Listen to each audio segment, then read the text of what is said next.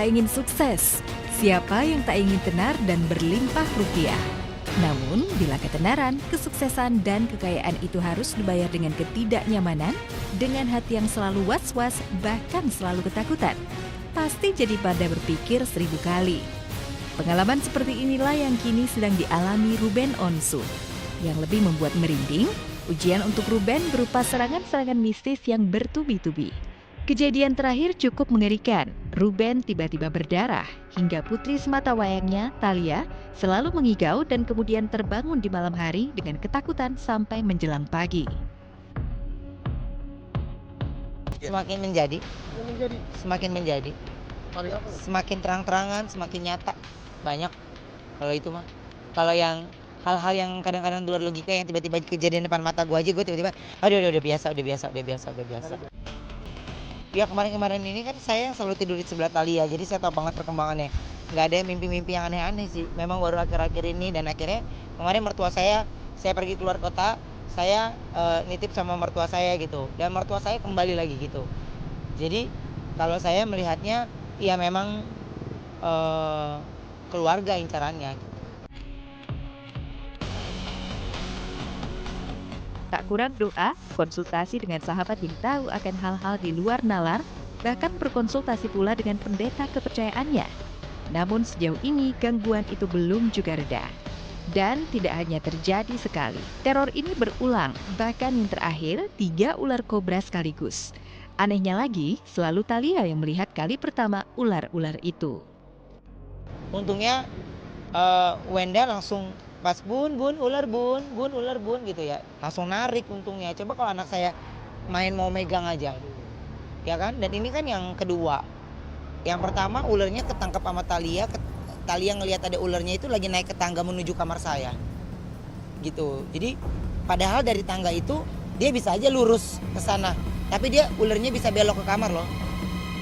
Ularnya bisa belok ke kamar saya gitu. Ada yang menyebut kejadian yang menimpa Ruben merupakan buntut persaingan bisnis. Tapi ada pula kabar yang menyebutkan persoalan justru berawal dari rumah Ruben yang memang angker.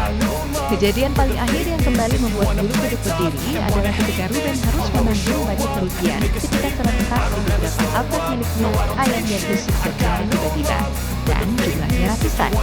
Kemudian teror pada outletnya yang berada di Jalan Alun-Alun Cibubur yang tiba-tiba dilempari satu kantong plastik kotoran kucing oleh orang tak dikenal. Dua kejadian ini membuat orang-orang lebih condong persaingan bisnislah sumber teror demi teror pada Ruben. Kasian loh, yang pekerja di belakang saya itu banyak. Mereka itu bertumpu sama pundak saya untuk bekerja. Dan karyawan saya sekarang ini sudah 3.500 orang. Kalau mereka tujuannya adalah menghancurkan usaha saya, kamu berarti menghancurkan banyak orang. Belum juga terjawab persoalan teror seperti teror bisnis yang menyerang, Ruben harus berurusan lagi dengan pengadilan. Namun kali ini ia menggugat seorang yang bernama Jesse Handali. Karena yang bersangkutan menggunakan nama belakang Bensu yang identik dengan namanya untuk usaha kedai bengkel susu. Gugatan Ruben sudah dilayangkan pada 28 September silam dan Kamis kemarin. Gugatan ini mulai digelar di pengadilan negeri Jakarta. Ini bukan suatu bentuk arogansi, bukan suatu bentuk persaingan bisnis, tapi ini adalah bentuk bagaimana kita menghargai nama kita yang memang adalah nama orang terkenal, ya. Dan undang-undang memberikan kesempatan bagi kita untuk mendapatkan perlindungan. Undang-Undang Nomor 20 Tahun 2016 tentang merek itu di dalam pasal 21 ayat 2 huruf A-nya sudah mengatur dengan tegas permohonan atas merek ditolak jika merek tersebut yang dimohonkan merupakan atau menyerupai nama atau singkatan orang terkenal. Ini gimana sih? Cetek. Di malam yang sama.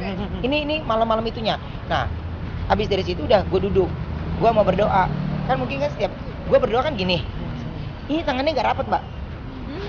Dua. Pintu. Dua.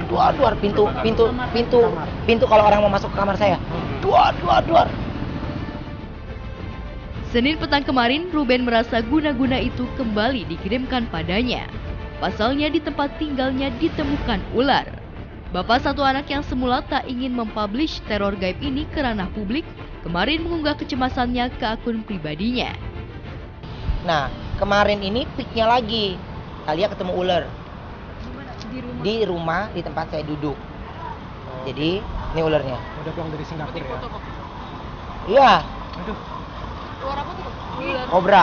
aduh. Kita ke kamera ke depan lagi Kak. Diterangin boleh? Persis kemarin jam 8-an. Boleh jadi Ruben mengalami semua itu karena ada orang yang iri atas kesuksesannya.